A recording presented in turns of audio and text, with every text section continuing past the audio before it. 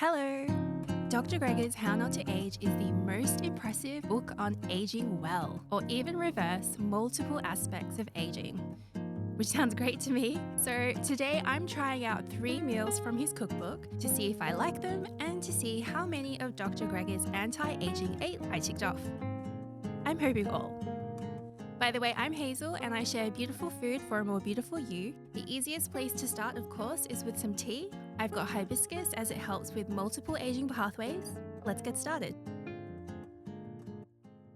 I've been making a lot of oatmeal recently, so today I need a change, and Dr. Greger has updated this Groatnola recipe, which looks pretty interesting. Especially because I've got a bag of buckwheat which has just been sitting in my pantry for over a year and I don't know what to do with it. So you have to cook the buckwheat and sweet potato ahead of time, so this definitely is a recipe for meal prep day, not on the day. And there are a lot of spices added too. Cinnamon, pumpkin spice, I think this is going to taste good, but I only have a chai spice blend today, so that went in instead. Then some walnuts for crunch. And the whole recipe uses, quite simple ingredients, but I know how awesome they are now after reading his book.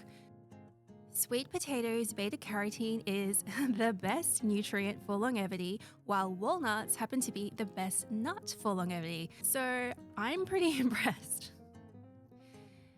Now this bakes on a low heat for 2 hours with a few stirs thrown in, and honestly, for a granola, that might be a lot of time, but it doesn't have any oil or sugar added, and it actually comes out much crispier than I thought it would. I'm adding in fresh apple as my fruit and some blueberries as my berry for the day. I might not be following the daily dozen today, but some habits just stick. And with all of that put together, this is actually a very filling and tasty breakfast. As for lunch, I have to admit, I kind of forced myself to pick a salad today. So I wouldn't feel so guilty after eating pasta for dinner, which is what I really wanted to do today. Which means for now, this salad has to be a hearty one to make sure I get my legumes in, and we've got chickpeas here today. They are being roasted oil-free, so I'm kind of wondering if they can get really crispy, but the granola worked out well, so I'm hopeful. There's also chopped apple, which you combine with the dressing, made of vinegar, nut butter, and miso, and this is sounding tastier by the minute. Meanwhile, I've got some of the sweet potato I made earlier for the granola, which I'm hoping will make the leafy green part of this salad bearable, because this is a roasted chickpea and kale salad, and I do not like kale. But then I saw that you could use rocket instead of kale, and oh my god, I was so happy. This is so much tastier and good for slowing down your metabolism in the way that's good for aging. And between the sweet and the tart, the lightness and the heartiness, this is actually a very interesting salad for a salad. And it's very enjoyable. I would definitely eat this again. As for the chickpeas, I was a bit doubtful that they would crisp up nicely without oil, but I think they did pretty well.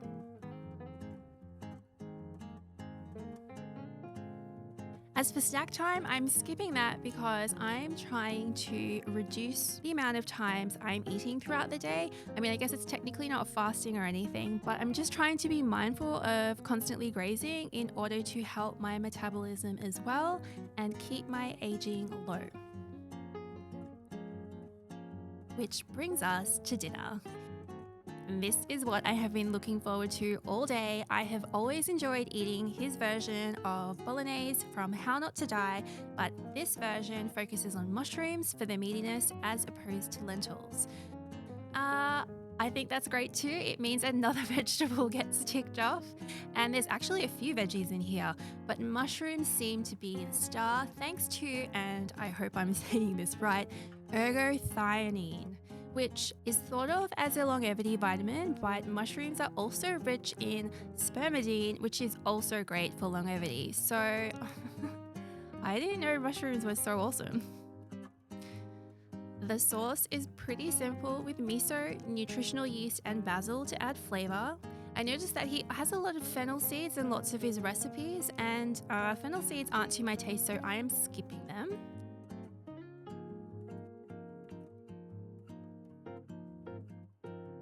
I'm not adding nutty palm onto my bolognese though because I am having more nuts in my dessert. And that is the Molasses Spice Cookies without the molasses. It is equal parts oat flour, which I blended myself, and almond flour, which luckily I found at the back of my pantry stash. Almonds are pretty expensive, so I wasn't going to make this until I dug around and found that I had some. And of course, lots and lots of spices, ginger and cinnamon and allspice, but I added cloves instead. I love cloves, especially because they're so high in antioxidants. And then nut butter helps with the binding. And the sweetness in these cookies come from chopped dates or date syrup.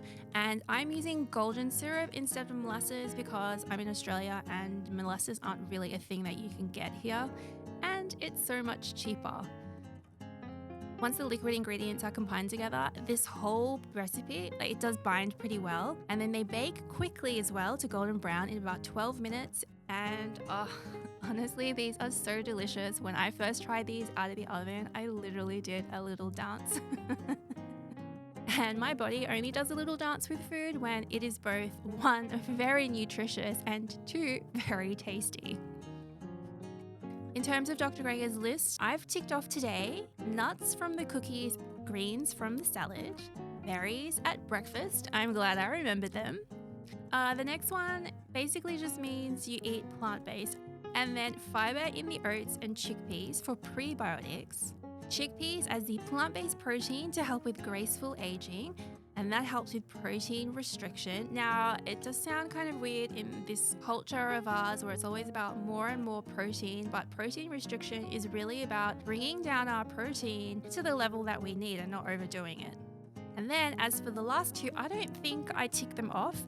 NAD plus is basically exercise, and then there's caloric restriction. Well, today was about, for me, sampling as much as possible and enjoying myself with these foods to encourage myself in the future with all of these food habits that slow down your aging.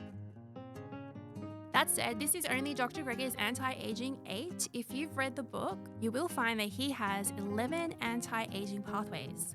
And if you'd like to know what it's like eating food for all of those 11 aging pathways, then check out this video next. Bye!